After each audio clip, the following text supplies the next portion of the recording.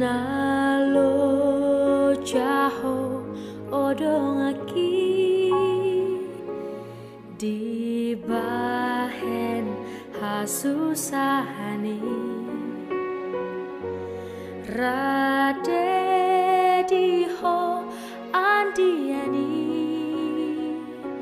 sai pereng dopak Jesusi soho ungut mi paso soho ungut mi paso kasih karunia dan damai sejahtera yang dari Allah Bapa kita dan dari anaknya Yesus Kristus kiranya menyertai kamu. Amin. Shalom ibu bapak dan saudara-saudara yang terkasih di dalam Yesus Kristus. Salam jumpa kembali bagi kita sekalian di hari ini Jumat 5 Agustus 2022. Ibu bapak dan saudara-saudara, mari kita sesaat mendengarkan firman Tuhan yang menyapa kita di hari ini. Firman itu diambil dari kitab Markus pasal 13 ayat yang ke-13. Mari kita mendengarkannya, demikian firman Tuhan. Kamu akan dibenci semua orang oleh karena namaku. Tetapi orang-orang yang bertahan sampai pada kesudahannya, ia akan selamat. Demikian firman Tuhan. Ketahanan menghasilkan kemenangan. Itulah topik sapaan bagi kita hari ini. Ibu bapak dan saudara-saudara, pada hakikatnya tidak ada satu orang pun dari antara kita yang mau atau suka untuk dibenci atau dikucilkan. Kita semua ingin jangan ada satu orang pun yang tidak menyukai kita, yang membenci kita, yang menjauhi kita. Namun di sisi lain, yang tidak mungkin dapat kita hindarkan dari kehidupan kita ini, sebagaimana ungkapan yang berkata, sebaik-baiknya seseorang pasti ada yang membencinya. Itu menjadi kenyataan. Itu menjadi fakta yang tidak akan mungkin terhindarkan dalam kehidupan kita. Namun ibu bapak dan saudara-saudara, yang perlu pertama kita renungkan, perlu kita gumuli, mengapa kita dibenci? Mengapa ada orang tidak suka dengan kita? Mengapa banyak orang mengucilkan kita? Kalau memang kebencian itu atau orang tidak suka kepada kita karena memang bersumber dari keberadaan kita yang tidak benar, dari sikap kita yang tidak baik, tentu wajarlah kita dibenci oleh orang. Wajarlah kita tidak disukai orang. Wajarlah orang mengucilkan kita. Dan jika karena itu kita menjadi tidak disukai orang, justru seharusnya kitalah yang harus memperbaiki diri, merubah diri, supaya orang dapat menyukai dan tidak membenci kita. Namun, kalau kita dibenci karena kebenaran, karena sesuatu yang benar, seperti yang dikatakan oleh Yesus Kristus, kamu akan dibenci semua orang karena namaku. Ini tentu sesuatu yang harus kita gumuli, bagaimana kita harus dapat terus bertahan. Karena kita dibenci bukan karena sesuatu ketidakbenaran. Kita justru dibenci karena sesuatu kebenaran. Kita dibenci dan tidak disukai karena nama Yesus. Maka sikap yang harus kita bangun adalah kita harus terus bertahan.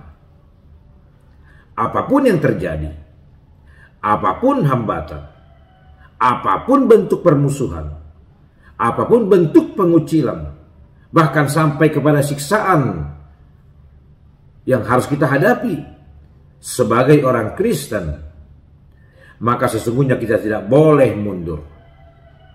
Kita harus terus menjalankan tugas dan tanggung jawab kita. Tugas dan tanggung jawab kekristenan kita. Tugas dan tanggung jawab kita untuk mempersaksikan Kristus di tengah-tengah kehidupan kita. Kita tidak perlu takut. Kita tidak perlu gentar. Kita tidak boleh mundur. Mengapa? Ada dua alasan yang dapat menguatkan kita, ibu bapak dan saudara-saudaraku. Alasan pertama, ketika kita harus mengalami ketidakbenaran atas kebenaran di dalam Kristus, Kristus berjanji, karena Dia pasti akan menuntun kita. Dia pasti akan terus bersama-sama dengan kita, menolong dan menopang kita. Sehingga kita akan dapat tetap berperilaku, bersikap yang benar. Kita juga akan tetap sanggup berkata-kata dengan baik. Karena Tuhan yang akan menopang dan menolong kita. Dan alasan kedua supaya kita tidak pernah mau mundur, sebagaimana Yesus Kristus berkata, siapa yang dapat bertahan sampai akhir, maka ia akan beroleh keselamatan. Barang siapa yang dapat bertahan terus setia sampai pada akhirnya, maka kita tidak akan mendapatkan sebuah kesia-siaan. Kita akan selamat, kata Yesus Kristus. Dan Rasul Paulus juga berkata dalam 1 Korintus 15 ayat 58 demikian. Karena itu saudara-saudaraku yang kekasih, berdirilah teguh, jangan goyah, dan giatlah selalu dalam pekerjaan Tuhan. Sebab kamu tahu bahwa dalam persekutuan dengan Tuhan, jerih payahmu tidak sia-sia. Demikian juga Rasul Yohanes dalam Wahyu 2 ayat 10c berkata, hendaklah engkau setia sampai mati, dan aku akan mengaruniakan kepadamu mahkota kehidupan. Oleh karena itu, ibu bapak dan saudara-saudaraku, di hari ini kita diajak untuk terus giatlah selalu, berpeganglah terus, setialah kepada Kristus, walaupun kita harus mengalami banyak sekali kesusahan, kesulitan, karena ketahanan kita akan menghasilkan kemenangan untuk kita. Amin. Kita berdoa. Terima kasih Bapa untuk firman-Mu yang sudah kami dengar, yang mengingatkan kami, oleh karena Kristus kami boleh saja menghadapi berbagai kesulitan. Kami akan dibenci dan tidak disukai oleh dunia ini. Tapi Engkau mengingatkan kami supaya kami terus bertahan dan setia. Kami tidak boleh takut, karena Tuhan telah berjanji Engkau akan terus menuntun dan menopang kami. Dan barang siapa yang dapat bertahan sampai pada akhirnya, dia akan beroleh keselamatan. Bahkan dia akan beroleh mahkota kehidupan. Tiada satupun yang sia-sia dari sebuah kesetiaan setiap orang percaya kepada Kristus. Terima kasih Bapa. Mampukan kami untuk menghidupinya dalam keseharian kami. Saat ini juga kami berdoa selalu untuk saudara-saudara kami dan kehidupan kami. Biarlah Tuhan yang menopang dan memampukan kami memenangkan kami dari setiap pergumulan, menyembuhkan kami dari setiap sakit penyakit. Kami juga berdoa untuk saudara-saudara kami yang bersuka cita hari ini, yang merayakan ulang tahun kelahiran dan pernikahannya. Sungguh sempurnalah sukacita mereka, dan biarlah sukacita mereka hari ini menjadi kemuliaan bagi nama Tuhan. Terima kasih Bapa. Inilah doa permohonan kami di dalam Yesus Kristus Tuhan kami. Amin.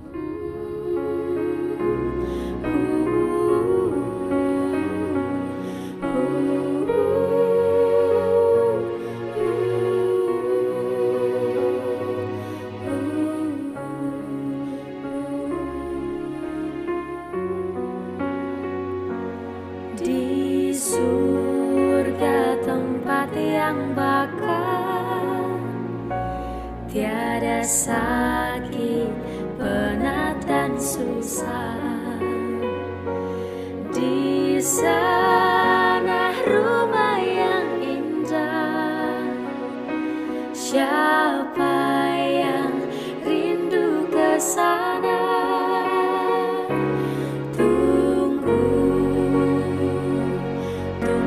Jangan bersuruh, tunggu,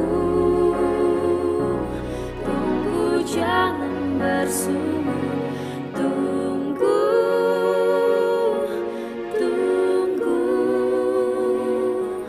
janganlah bersungut. Soho, ungut mi paso.